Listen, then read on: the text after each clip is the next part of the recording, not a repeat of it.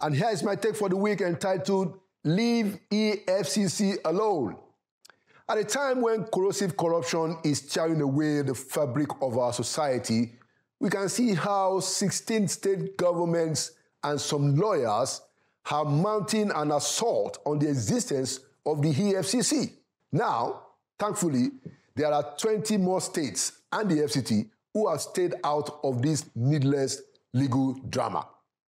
By not joining, those 20 states and FCT have acted in the best interest of the Nigerian people, and we thank them for that. But there is also a former NBA president who has written to the National Assembly expressing the view that the EFCC is an unlawful organization. Is that so? This is a matter that the highest court in the land have already expressed a firm opinion at least twice. One, in the case of the Attorney General of Ondo State versus the Attorney General of the Federation, 2002, the Supreme Court affirmed that the National Assembly has the powers to legislate on matters relating to corruption under the exclusive legislative list, according to the Constitution. Two, again, 2 years later, in Olafisoye versus the Federal Republic of Nigeria in 2004, the powers of the National Assembly to set up EFCC and the ICPC was affirmed by the highest court in the land. Very rightly so. The Supreme Court said corruption is a matter of national concern. God bless them. So it is quite disturbing that we have 16 state governments who can't seem to figure out a more beneficial matter to take to the Supreme Court to help their people.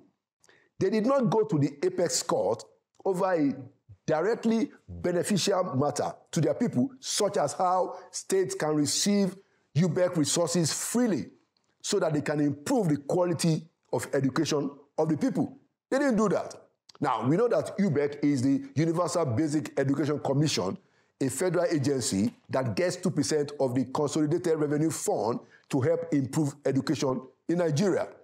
Many states there are who can't access the UBEC funds because they refuse or they say they can't mobilize the counterpart funding which is required of them to access the money.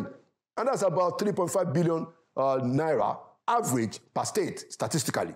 For example, over 45 billion matching grant to state governments for the implementation of UBEC, that is Universal Basic Education, between 2020 and 2023 has not been assessed as I speak by many state governments, including 8 of those who are now trying to kill EFCC in the Supreme Court.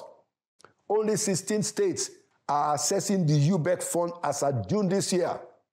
Now, as any one of those governors in those states who are now trying to kill EFCC, did they go to court to mount some kind of national or serious advocacy on how they might be able to access those funds if they don't have counterpart funding? Shouldn't that be what they are trying to do? Have they been making any noise about such an important issue? But those 16 state governments seem to be more concerned about how their governors will possibly be free of EFCC once they lose their immunity status.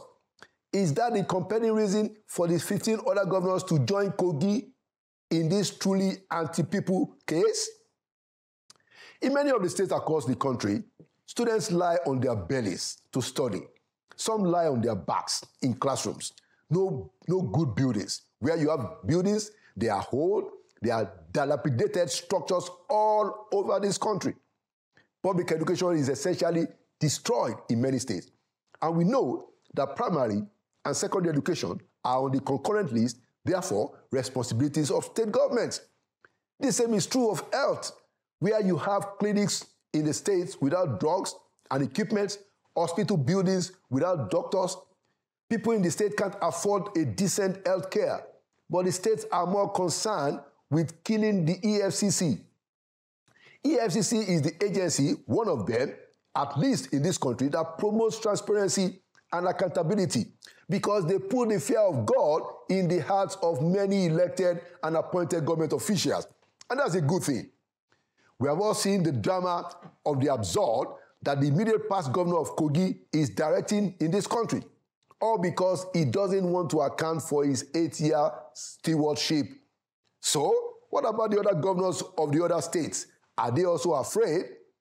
James Adley Chase said the guilty are afraid.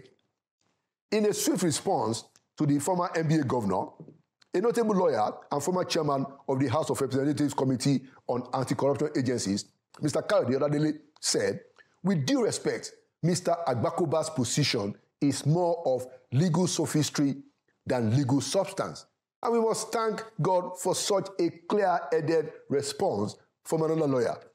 If we need to do anything to EFCC, we must strengthen its professional capacity to be free of inducement, to be free of corruption, to respect people's fundamental rights, especially the suspects, and to avoid using Gestapo tactics in their operations.